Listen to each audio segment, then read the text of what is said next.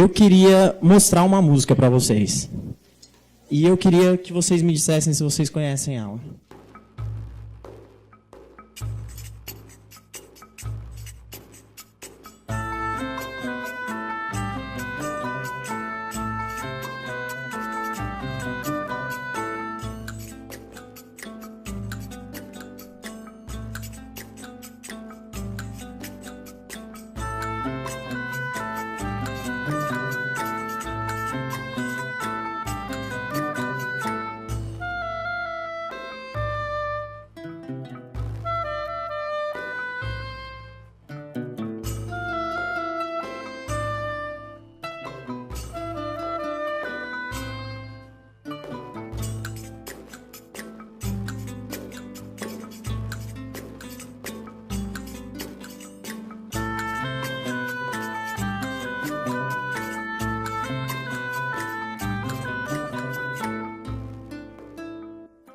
Bom, vocês conhecem a música que a gente acabou de tocar? Sim. Qual que é o nome dela? Ok. Só que isso que eu toquei para vocês, pessoal, está entre o que a gente considera as músicas mais antigas da humanidade, que a gente tem conhecimento, ok? Porque vocês já viram partitura musical ou quem toca violão, cifra, certo? Isso são todas maneiras da gente transmitir música pela escrita, ok? Vocês imaginam que antigamente, antes da gente ter a escrita musical, como é que a gente transmitia a música? Como? Cantando, ensinando. Até hoje a gente faz isso, certo? Ok? Até hoje a gente transmite música oralmente. Alguém aqui... depois eu uso isso, mas tudo bem. Mas até hoje a gente transmite música oralmente. Antigamente também. Vocês vão concordar comigo, podem discordar se quiserem, que desde que ser humano é ser humano, a gente provavelmente faz música, certo? Concordam?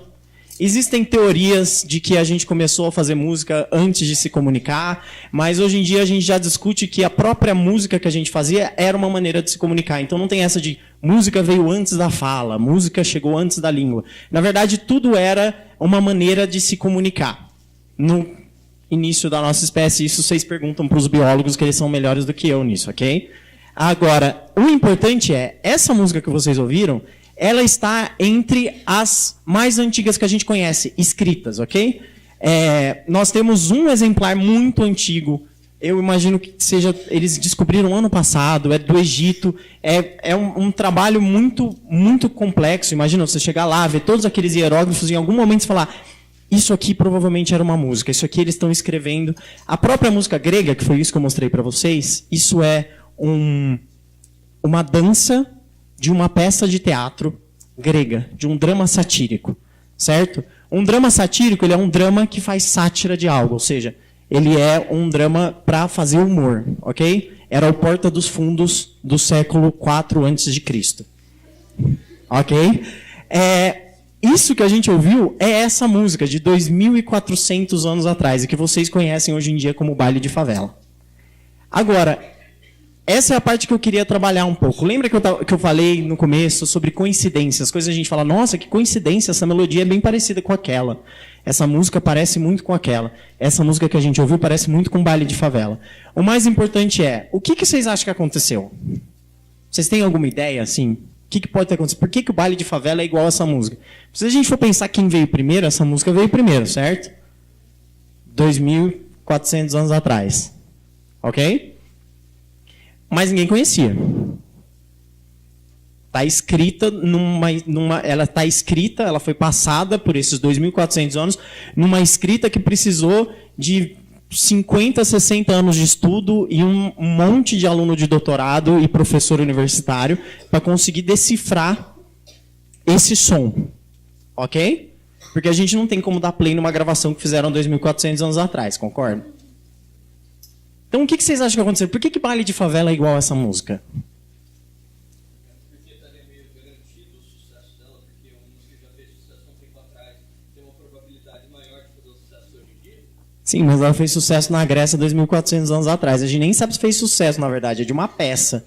Às vezes o pessoal pode ter odiado essa peça, a gente não leu as críticas. Mas, mas já é um bom começo, entendeu?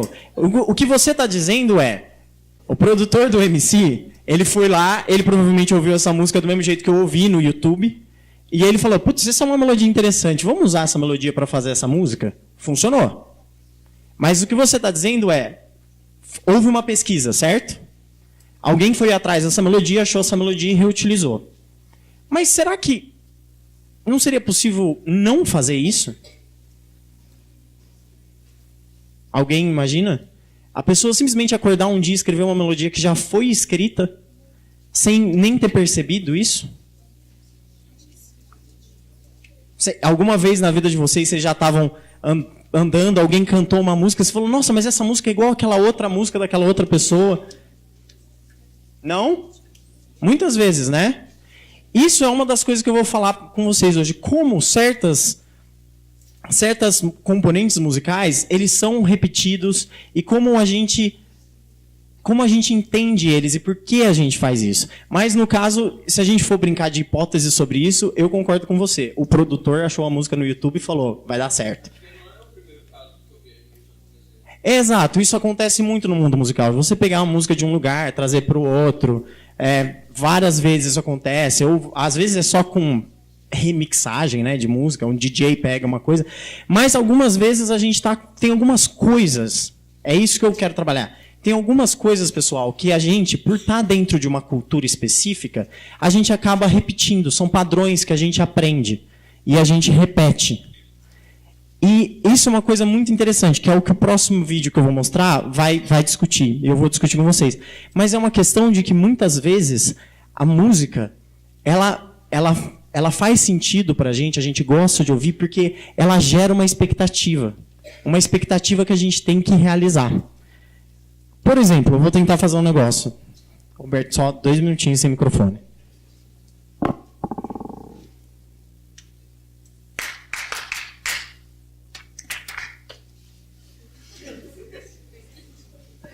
Eu achei que faria mais sucesso isso. Eu acho que vocês estão com vergonha. Quantas pessoas realmente pensaram em fazer essas 2 palminhas? Levanta a mão. Vocês estavam com vergonha de fazer palminha, tá certo? Por quê, gente? Por quê? Porque é uma mania, porque eu já vi alguém fazendo. Mas, gente, o que acontece foi, eu criei uma expectativa, vocês resolveram ela. Ok? Eu criei uma expectativa musical, pode não ter melodia, mas é uma expectativa musical, e vocês a resolveram. Ok? O que eu vou falar hoje é muito baseado nisso, ok? Então agora eu vou mostrar um vídeo para vocês sobre exatamente, vai tocar um pouco de Parede de Favela antes, mas exatamente sobre isso, ok?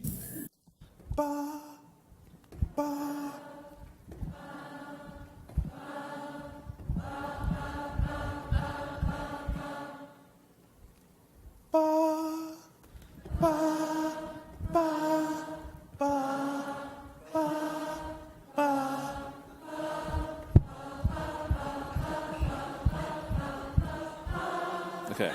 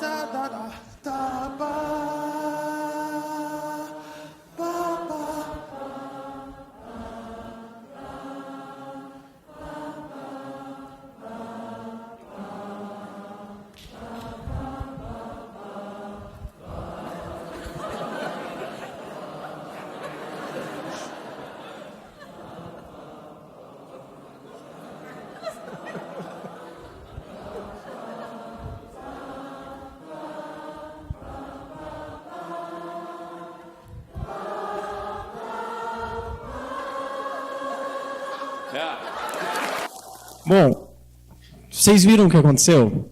Vocês perceberam que o pessoal continuou cantando essa escala sem... muitos deles não tinham conhecimento prévio disso, ok? O cara que fez isso, o Bob McFerrin, ele é um músico, ele é muito inteligente ao conseguir trabalhar com isso, porque ele realmente sabe como criar expectativa no público de que isso precisa de uma resolução, essas notas em sequência que ele apresentou, que a gente chama de escala pentatônica. Essa escala. Tá, tá, tá, tá, tá, tá, tá, tá, tá, tá, tá. Vocês lembram de alguma coisa quando eu canto essa escala? Algum lugar do mundo? Japão, obrigado. Por quê? Porque a gente tem esse conhecimento aqui no Ocidente de que isso é uma melodia lá oriental, principalmente do Japão. A gente assistiu um filme japonês, tinha uma melodia mais ou menos assim, aí a gente pensa japonês. Mas a música chinesa também usa essa escala, ok? Mas o que acontece que é o mais importante? Vocês veem que ele vai criando no público uma expectativa e em algum momento o público consegue resolver sozinho. E, mais uma vez, não é todo mundo que tem um conhecimento prévio dessa escala. Teórico, de ter sentado, escrito as notinhas, ouvido, tocado ao piano ou tocado ao violão. E o mais interessante é que depois eu não coloquei essa parte do vídeo para vocês, mas logo depois disso, ele diz, independente de onde eu esteja, independente da plateia, se eu faço esse exercício, ele funciona. As pessoas entendem. Ou seja, tem algo aí, certo? A gente pode sempre pensar que isso é uma música... Quem falou Japão? Eu ouvi... obrigado. Então, a gente pode pensar que isso é lá uma coisa da cultura oriental, mas, muito interessante, nossos índios usam essa escala. Música que a gente tem, que eles produzem até hoje, mas músicas que a gente também conseguiu recuperar do século XVI e XVII, mostram a utilização dessa escala. Os índios norte-americanos também temos comprovação da utilização dessa escala. Existe um conhecimento, a gente tem um conhecimento prévio dessa escala, todos nós. Algo que a gente pode quase chegar a dizer que não foi passado por meios culturais, mas sim por meios biológicos, certo? E como, aí que eu queria dizer, como a gente usa, o que a gente usa para explicar isso dentro de música? Existem várias teorias. Eu vou apresentar uma delas aqui hoje, que é extremamente, ela está extremamente baseada nisso que eu falei, de expectativa e realização, ok? Essa teoria que eu vou falar, ela é o que a gente chama de teoria dos esquemas, ok? No caso, eu vou trabalhar com esquemas musicais, porque a gente está falando de música, mas antes disso, eu queria trabalhar com vocês um pouco o que é o esquema para certas vertentes da psicologia, ok? E da filosofia também, ok, pessoal? Então, a primeira coisa que eu queria mostrar para vocês é essa imagem. Tirando o fato que eu dou a resposta para vocês no título, eu não tinha percebido isso ainda, mas o que é isso? Todo mundo consegue ver um cubo aí? Alguém pode vir aqui na frente e apontar onde que é a face frontal desse cubo? Sem medo, gente. 3, 2, 1. Alguém vem aqui e mostra para mim. Alguém vem aqui. Passa. Vem, gente. Vem. Aqui na frente. Mostra para mim. Vem outra pessoa. Vem 3. 1, 2, 3. Vai. Já vem você. Vem você. Vem mais alguém, gente. Sem medo. Vocês não vão errar. Quem quer vir? Vem. Pode vir. Aqui. Mais um, gente. Vem mais um. Isso. Pronto. Ótimo. Você. Ok, para aí, vamos fazer uma fila. Fazer um pequeno experimento. Me mostra a face frontal do cubo. Hã? Olha, ótimo, vai você por último. Super feliz que isso aconteceu. Vem, me mostra a face frontal do cubo. Ok, vocês viram essa, gente? Isso, pode ir para o fundo da fila. Você, me mostra a face frontal do cubo. Ok, também viu a face frontal. Você me mostra a outra face do cubo, fazendo favor. Aqui, né? Isso, ótimo. Nunca dá certo, obrigado por ter acertado. Ninguém nunca vê a segunda face.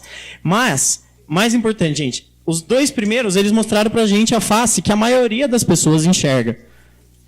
Assim, dentro da minha experiência, tá, gente? Eu não fiz um experimento disso, perguntar para várias pessoas. Ó. Mas sempre que eu dou aula, a maioria das pessoas vem e aponta para mim. Essa é a face da frente. Estão enxergando? Ok? O que ele enxergou foi a outra face desse cubo. Que é essa. Vocês enxergam um cubo aí? Se vocês focam nela, vocês veem que essa é uma outra possibilidade de face. Ok? Mas o mais importante que eu queria perguntar para vocês. Isso é um cubo? É? Cubo tem quantas dimensões? Quantas dimensões tem aqui? 2. Não tem nada, Saturno. Não é 3D, gente. 2D minha apresentação. A gente ainda não chegou nessa tecnologia. Mas isso não é um cubo. Isso é um monte de linha traçada no meu PowerPoint. Ok? O que vocês acham? E desculpa, eu acho que vocês já perceberam, mas isso é uma ilusão de ótica, ok? Você pode ver o cubo de 2 maneiras. Mas a parte mais importante já que isso não é um cubo, ok? Se vocês fizerem força o bastante, vocês conseguem enxergar só um monte de linha, sem obrigatoriamente ver a imagem tridimensional, ok? Mas é isso que é importante. A gente vê uma imagem tridimensional, a gente vê um cubo aqui ou não? O que vocês acham? A gente vê um cubo, ok, mas para a gente ver um cubo, sendo que ele não é um cubo, o que vocês acham que está acontecendo? Pode ser, a gente pode dizer que é uma ilusão, ok? Ilusão de ótica. Mas o mais importante, se isso não é um cubo, se isso são linhas no papel, o que vocês acham que faz com que a gente veja isso como um cubo? O cérebro. Nosso cérebro interpreta isso como um cubo, certo? E essa que é a parte importante. Isso é, basicamente, o que a gente considera como um esquema, ok? É um conhecimento prévio que nós temos de que existe essa forma na natureza. E ao enxergar um desenho que ilustre essa forma, a gente reconhece ela. Ok? A parte mais importante, se por alguma razão absurda a gente nunca tivesse visto um cubo, provavelmente, talvez, a gente não reconheceria isso como um cubo. Ok? Então, aqui, só para mostrar da onde veio essa teoria, nesse caso não são psicólogos, mas são cientistas da cognição, eles chamam de modelamento conectivo de um esquema, certo? Aqui a gente tem o nosso cubo de Necker, certo? Aqui nós temos as duas maneiras de interpretar, ok?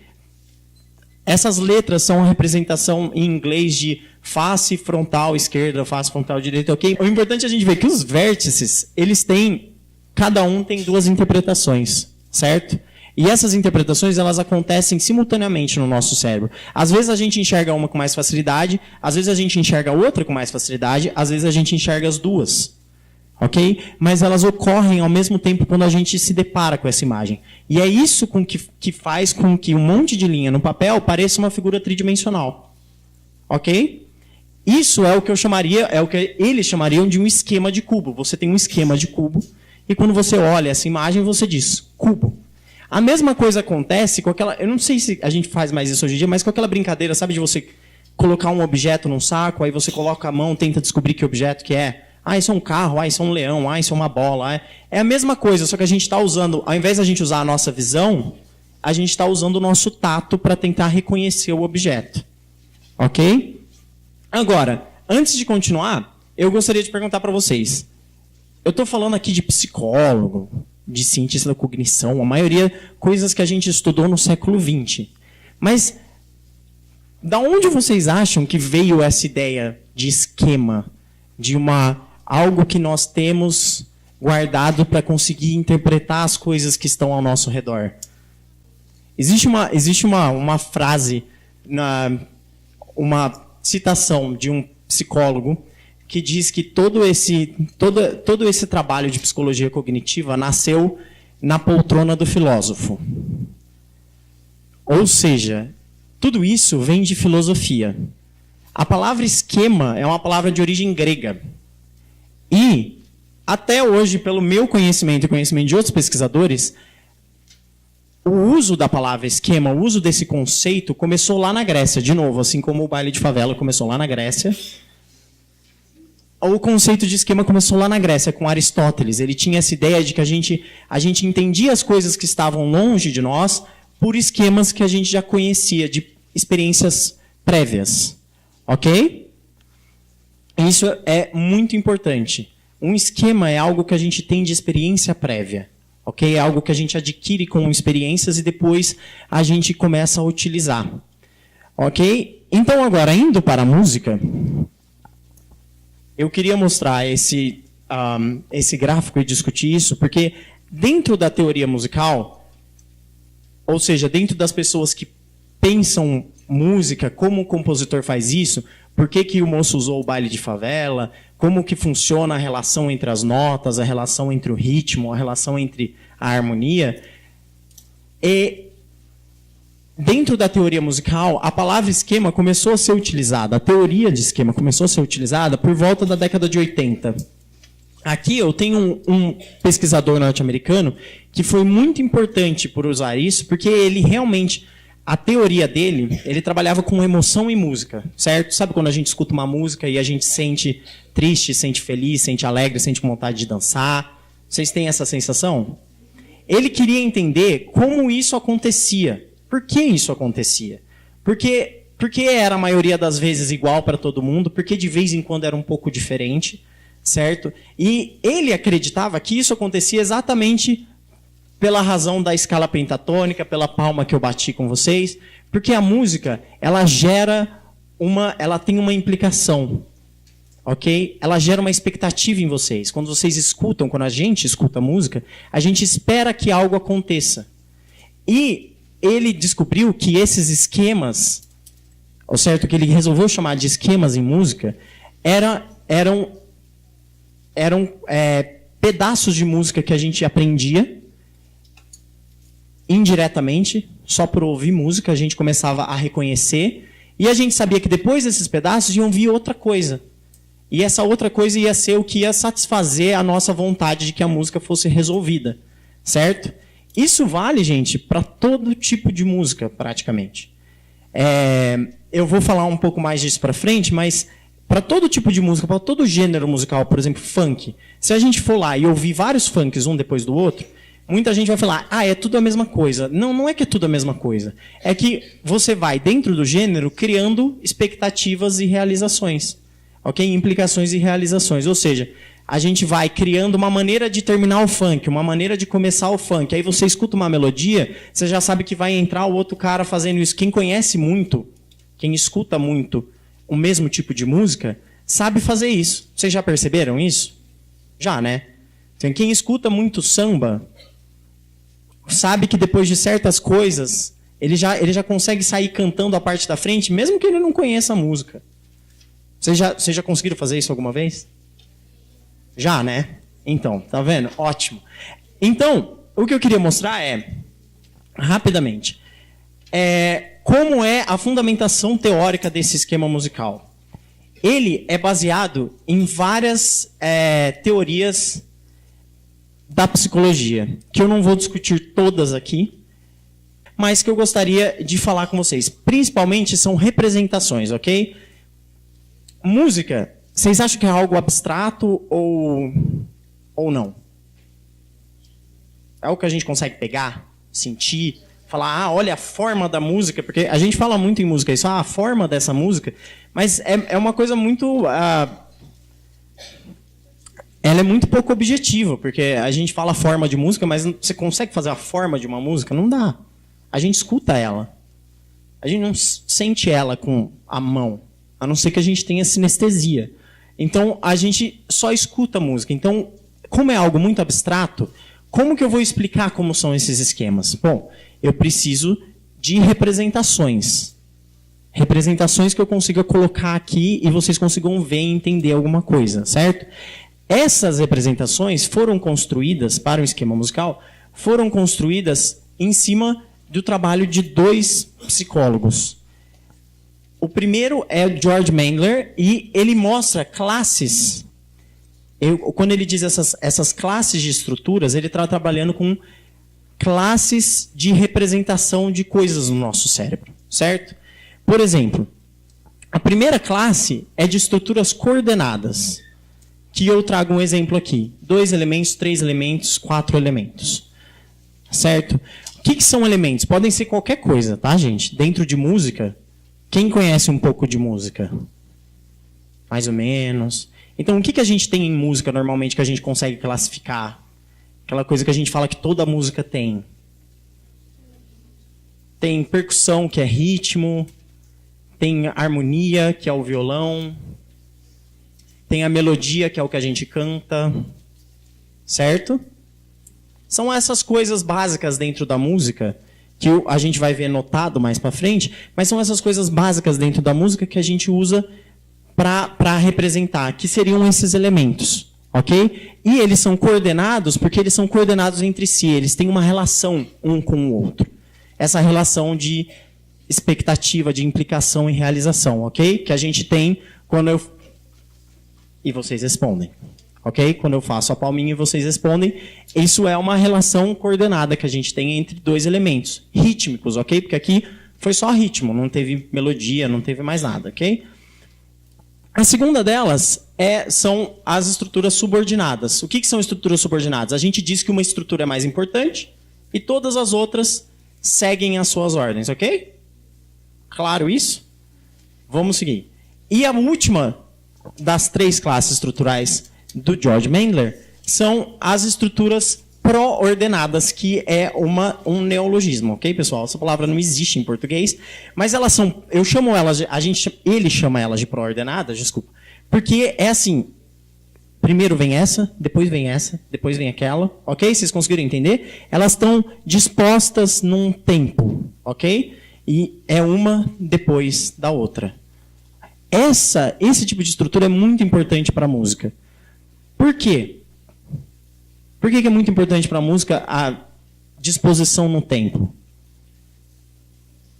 Se a gente toca uma música do fim até o começo, se a gente tocar ela ao inverso, fica igual? Não. Não existe esse tipo de relação em música. A música, ela é muito importante, esse tipo de estrutura para a música, porque a gente sempre faz música, ela começa e ela vai para frente. A gente não volta para trás, a gente não dá passo para trás, ela vai para frente. Se a gente toca a música ao contrário, é outra música, não é a mesma coisa. Aqui é uma representação clássica, eu sei que não é todo mundo que entende partitura, mas essa aqui é uma representação de como a gente pode usar essas estruturas para fazer uma análise musical. Eu pego um pedaço de música, que aqui no caso é um compasso, 5 segundos de música, eu analiso essas notas, esses acordes, esse tempo, essa harmonia, essa melodia, e eu coloco eu crio várias estruturas subordinadas, estruturas pró-ordenadas, que acontecem uma depois da outra, e estruturas coordenadas, que pode ser a primeira nota e a última nota. Elas têm uma relação entre elas, que a gente provavelmente consegue ouvir, certo? Continuando, nós temos as 4 molduras estruturais do Michael Friendly, onde a gente pode fazer uma análise um pouco mais profunda disso. A primeira delas é por taxonomia, certo? Assim como biólogos, quando eles fazem taxonomia de animais, a gente faz taxonomia de notas musicais. Essas notas, elas têm que estar juntas, essas notas, elas estão juntas dentro dessa taxonomia, ok? Outra maneira da gente representar isso é com uma representação dimensional, num plano cartesiano, ok? A gente chama o X de altura, a nota quando ela fica agudinha e quando ela fica grave, ok? E a gente chama o Y de duração. Ou seja, a nota dura mais tempo, ela dura menos tempo. Isso é uma outra maneira da gente usar essas representações dentro da música. A outra delas, que é muito parecida com a estrutura subordinada, é o que a gente chama de estrutura de árvore. Ok? Onde a gente tem, digamos, uma coisa que um nível hierárquico mais alto que manda nas outras hierarquias. Deu para entender, gente? Mais ou menos?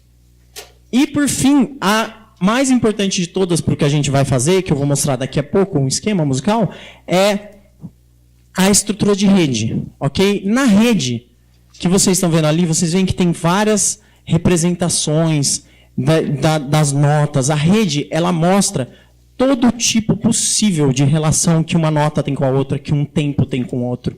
E desses tipos de representação, de relação que elas têm, podem ser coordenadas, podem ser subordinadas, podem ser proordenadas. A rede, ela agrega todos esses tipos de representações mentais, de categorias mentais. Aqui um exemplo. Nesse lado, eu tenho uma melodiazinha aqui, que é o que eu estou analisando. Deixa eu usar o laser que eu estou... Aqui e aqui. É a mesma, uma melodiazinha básica. Aqui, eu tenho o que seria uma análise de árvore, ok? Eu vou lá, eu escolho uma nota que é mais importante, aí depois eu escolho 2 notas que estão subordinadas, aí depois eu escolho 3. Se eu pegasse isso aqui e tocasse de ponta cabeça do fim para o começo, isso aqui em cima seria a mesma coisa. Porque quando eu estou fazendo essa coisa de hierarquia e várias estruturas, eu não me importo com o que vem primeiro e o que vem em segundo. Ok? Agora, quando a gente faz isso aqui é o que seria uma rede. Vocês veem que eu tenho várias relações. Para todo lado eu tenho certos tipos de relação. Se eu fizesse isso de ponta cabeça, essa análise inteira seria diferente. Por fim, a gente chega aqui. Isso que vocês estão vendo é o que a gente chama de uma representação de um protótipo de esquema musical. Ok? Não se espantem, músicos não entendem isso de vez em quando. A gente tem que explicar, sentar, falar. Mas o que ele faz, basicamente, ele representa as notas com números, ok? 1, 7, 4, 3. Isso são notas musicais. E a gente tem diferenças entre o que é a melodia, isso aqui é a melodia, lá no agudo, ok? Na pessoa que está tocando. E o que é o baixo? Esse aqui é o dedão do violão, do pessoal que está tocando violão, ok? E aqui no meio, ele coloca a harmonia, que é os acordes que a gente está fazendo no violão, ok? E vocês veem que ele começa aqui, depois tem essa etapa, depois tem essa etapa, depois tem essa etapa. Ou seja, esse tipo de análise ela é uma análise pró-ordenada. Se eu começo aqui e vou para cá, já é outro esquema, ok? Então isso que é muito importante para a música.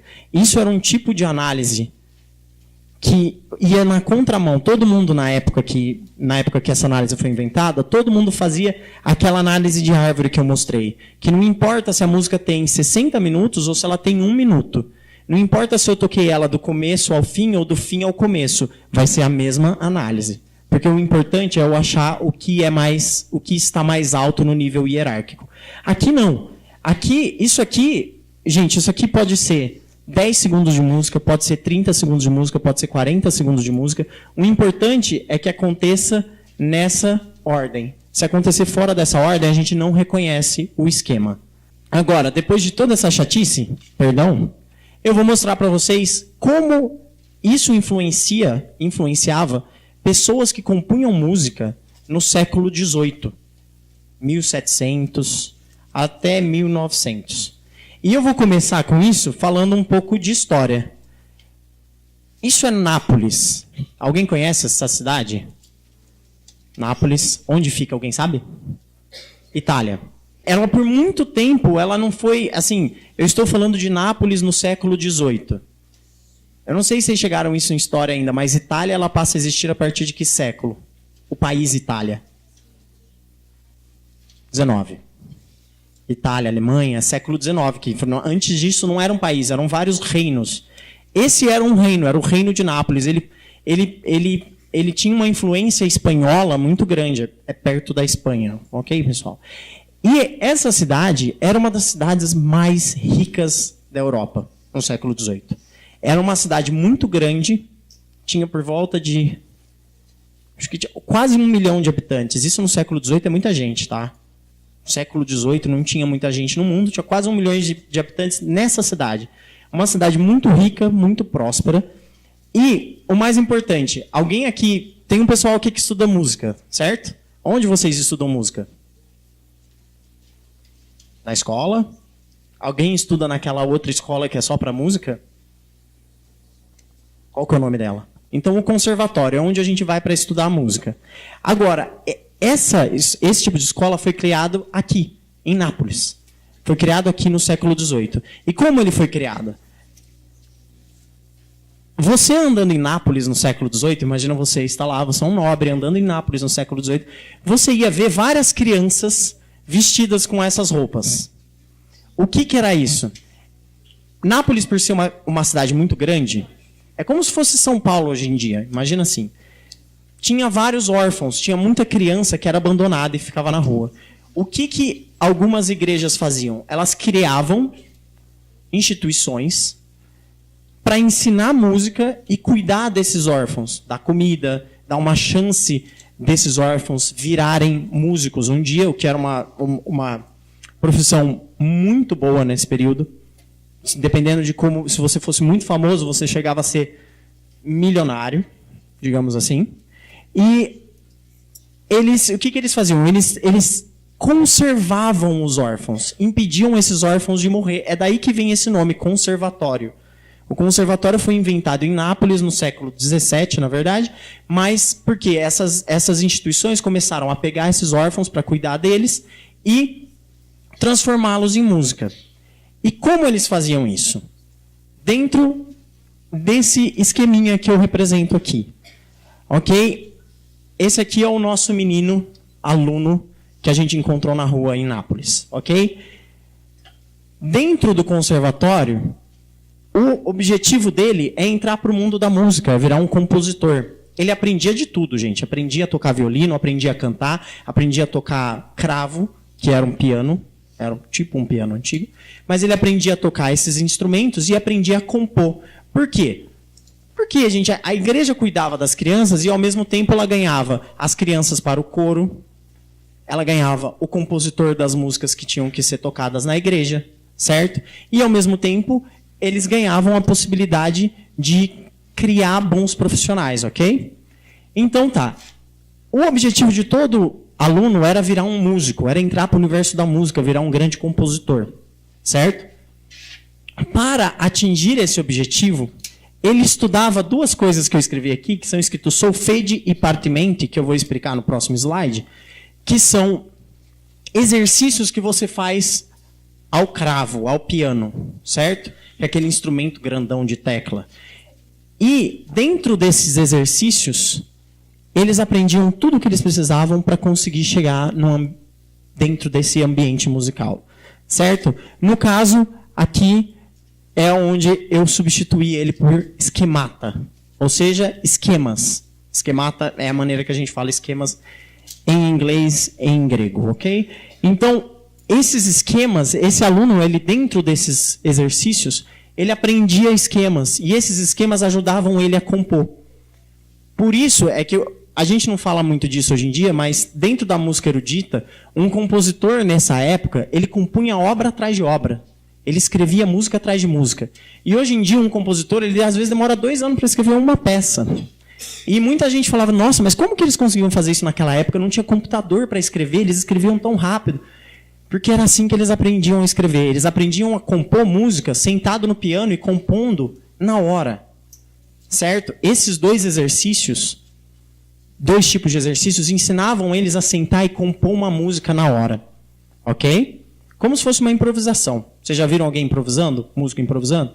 Então, eles faziam isso. Eles sentavam e improvisavam essa música que a gente escuta e fala, nossa, isso é música antiga. Ele deve ter gastado muito tempo para fazer. Não, fazia de sentar no piano e tocar. Então, eu queria mostrar um exemplo para vocês. E essa partitura antiga, é lá do século comecinho do século XIX, ela é portuguesa, e isso é o que a gente chama de partimenti. O que acontece aqui? A gente tem essas notas escritas que são a mão esquerda do piano, certo? E aí vocês veem que tem uns números embaixo de cada nota. Conseguem enxergar os números? Esses números são como se fosse uma cifra de violão. Eles indicam que acordes a gente faz na mão direita. Só que isso que é o mais importante. Esse tipo de documento, por muito tempo, ninguém achava que era isso. Que eles usavam isso para ensinar composição. Por quê? Porque você achava uma coleção com 300 dessas partituras E você falava, tá bom, não tem nada aqui. Porque a tradição italiana de ensinar isso era oral. O compositor, ele escrevia isso, sentava com o aluno no piano, sentava o compositor e o professor, e o aluno do lado, a criancinha lá com a roupa que eu mostrei para vocês. E aí, o aluno ia tocando, ele ia falando, aqui você faz assim, aqui você faz desse jeito. Mas ele nunca ia lá e escrevia no papel, a gente faz isso, isso, isso. Raramente eles escreviam. Então, até a década de 80, não se dava muita bola para isso. Aí começaram a perceber que existia isso. E aí algumas pessoas começaram a perceber que eles aprendiam certas frases que ajudavam eles a compor mais rápido. Essas frases, esses tipos de relação entre a voz grave e a voz aguda é o que a gente chama de esquema. Por exemplo, eu vou colocar para tocar essa linha de baixo, só a linha para vocês, ok? Primeiro.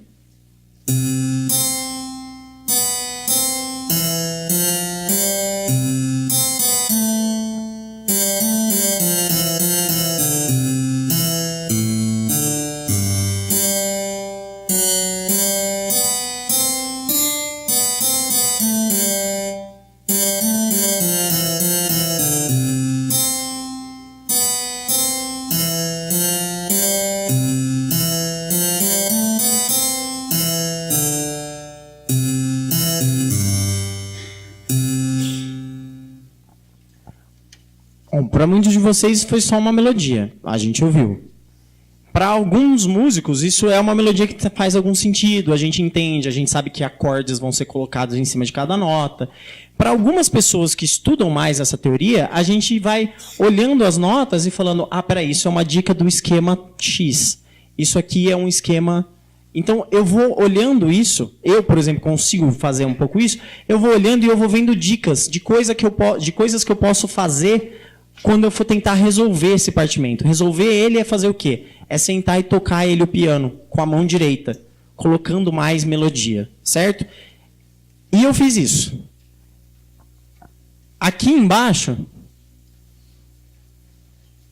tem aquela melodia que a gente acabou de ouvir, certo? E aqui em cima tem o que eu escrevi, que é bem básico, mas que eu consegui fazer olhando o baixo, olhando a cifra e pegando todas as dicas que o compositor deu para conseguir criar essa melodia em cima. E como é que ela fica? Ela fica desse jeito.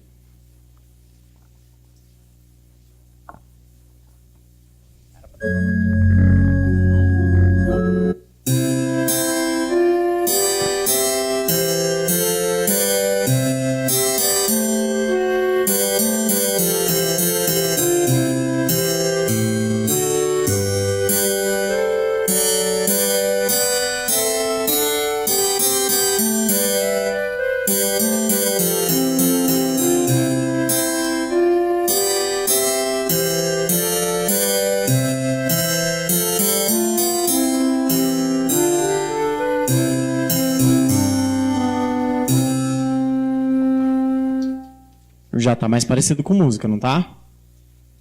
Concorda comigo? Não está muito bonita, eu aceito isso. Mas já está mais parecido com música. Agora, eu sentei no computador e escrevi isso. Agora, um desses meninos que eu mostrei na imagem, ele sentaria ao piano com essa partitura e faria isso na hora, como se fosse uma improvisação.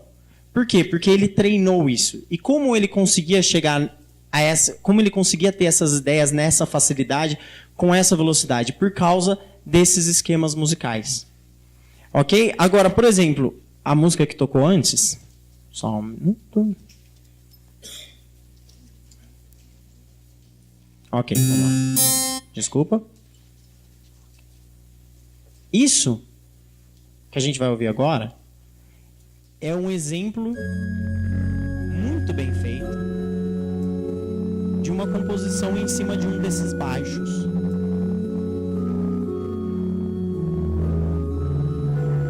Mais bonita que a minha, eu sei. Mas isso foi escrito da mesma maneira, usando a mesma técnica. Muito provavelmente o compositor, que no caso é um alemão, ele sentou ao órgão, sabe o órgão, aquele que tem na igreja, grandão? Ele tinha um baixo desses, e aí ele vai tocando baixo e vai fazendo as outras melodias com a outra mão, certo? na hora. Na hora. Ele não precisa pensar demais para fazer isso.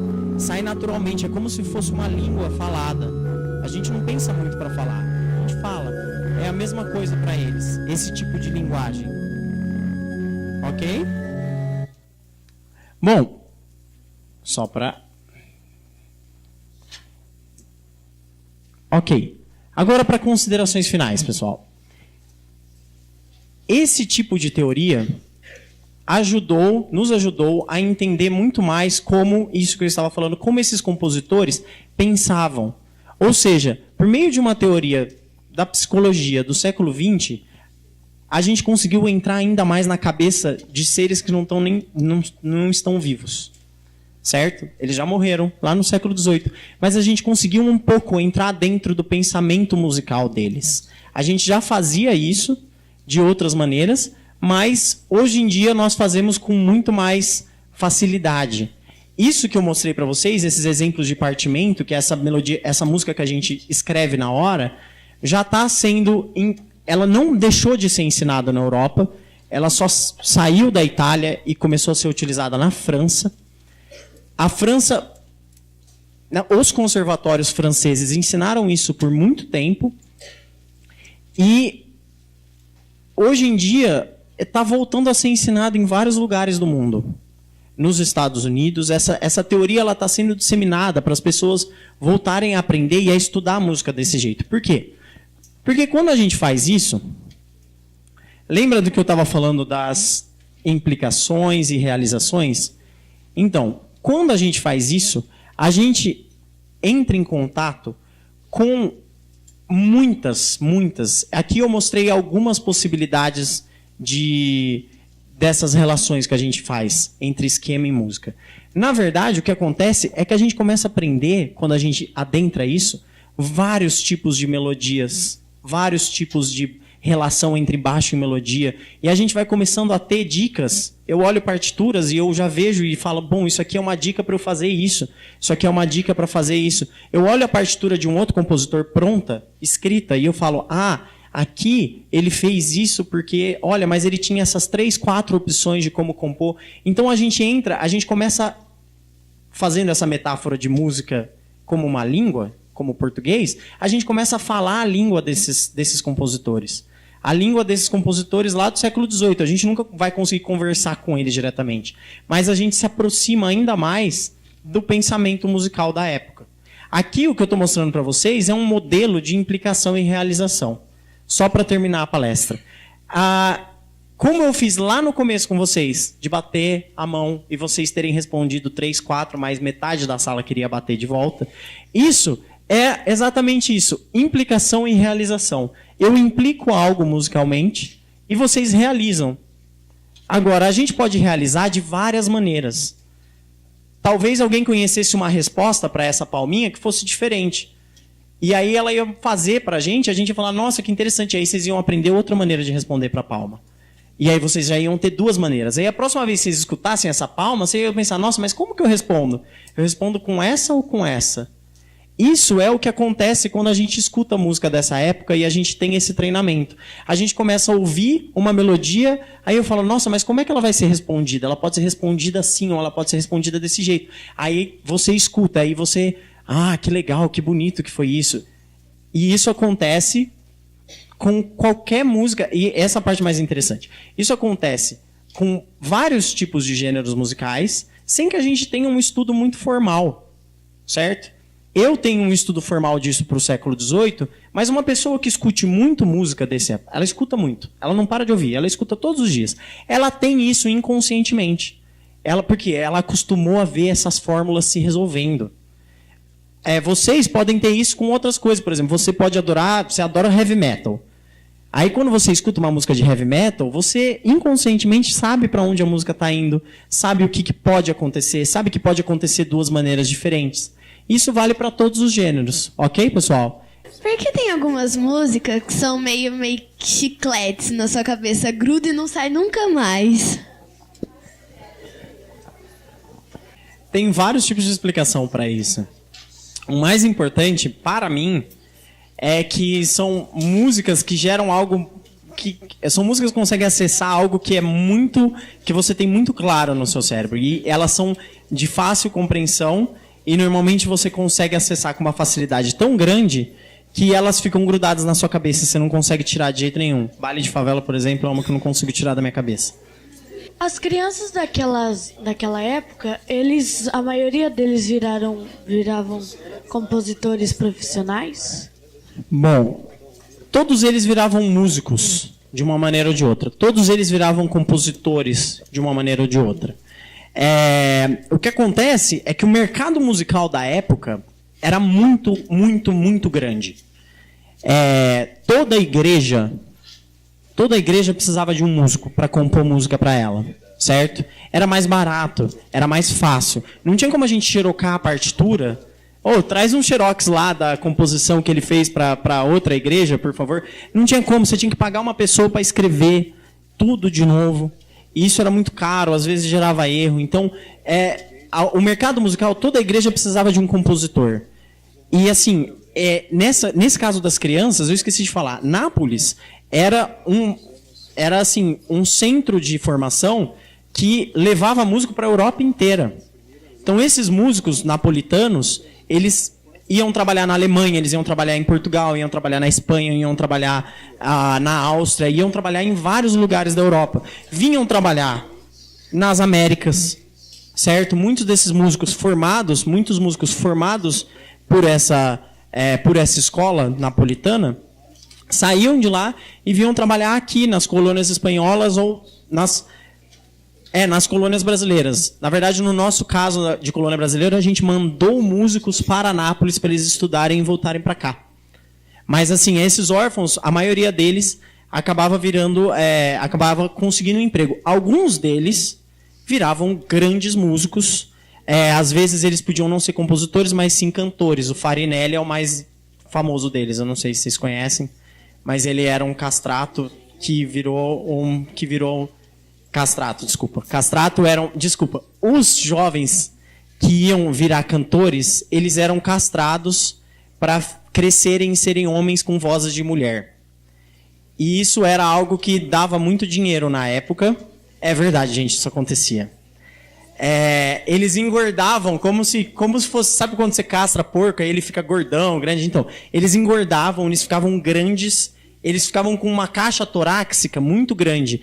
Então, se eles fizessem isso e estudassem canto desde criança, eles viravam grandes cantores, mas eles viravam homens adultos que cantavam com uma voz que a gente não sabe como é, porque a gente nunca ouviu essa voz. Mas os relatos que a gente tem é que eram vozes maravilhosas, angelicais, porque ele ficava com a voz de criança. Ele ficava com a voz de criança naquele corpo de homem grande. Então virava uma voz extremamente grande. Uma coisa interessante, que era um homem com uma voz aguda. Então, alguns desses alunos, eles viravam esses castratos que acabavam ganhando muito dinheiro e fama na Europa. Mas todos acabavam trabalhando com música de um jeito ou de outro. Principalmente nas igrejas. Da mesma forma que você falou que tem as notas, tem uma hierarquia, a gente pode estabelecer uma hierarquia de notas e tudo mais para fazer uns esquemas. A gente pode fazer esses esquemas também com os instrumentos musicais ou só com as notas? Então isso é que é a parte mais interessante de teoria de esquema. Tudo pode acabar virando um esquema, entendeu? Muitas vezes isso sempre acontecia. Vocês não têm idade para ter jogado videogame antigo, eu imagino. Mas o videogame antigo ele tinha uma sonoridade muito específica. Que era uma sonoridade mais simples, que não era música MP3, era uma sonoridade de... Alguém aqui já jogou Mario? O antigo, Super NES. Antigão, beleza. Vocês lembram daquele sonzinho que faz? De fita, isso. Então isso acabou gerando...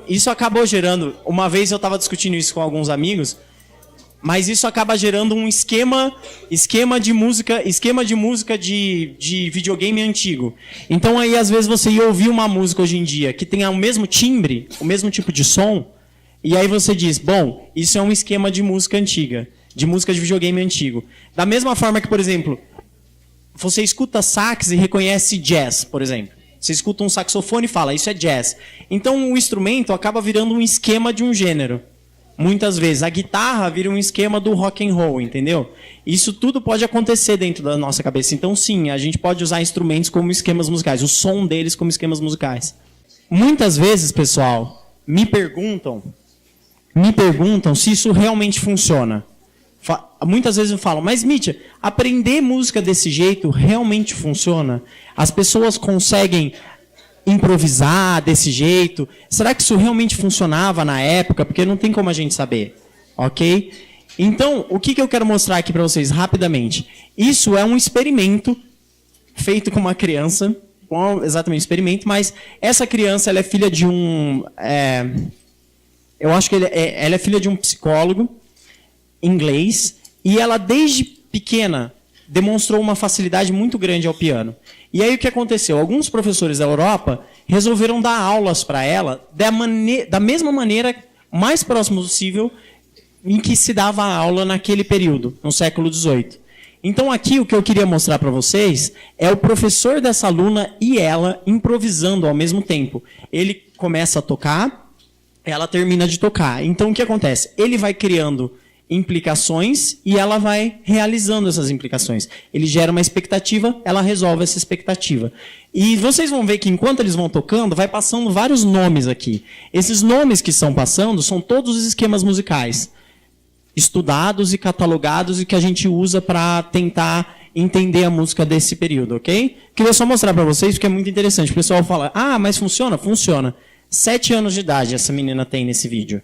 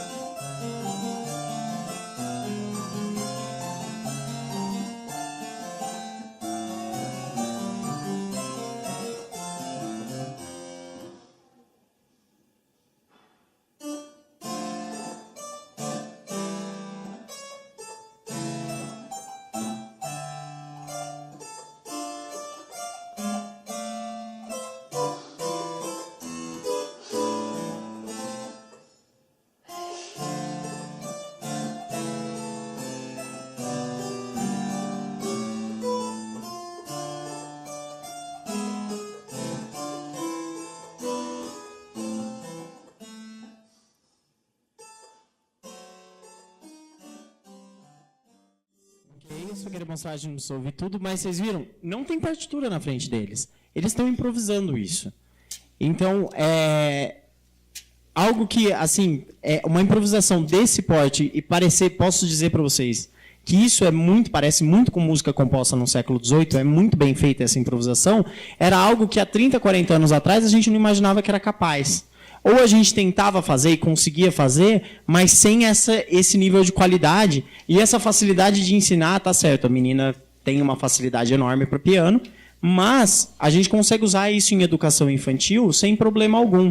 E já tem várias pesquisas hoje em dia de professores utilizando isso em sala de aula e conseguindo um resultado ótimo de composições dos alunos.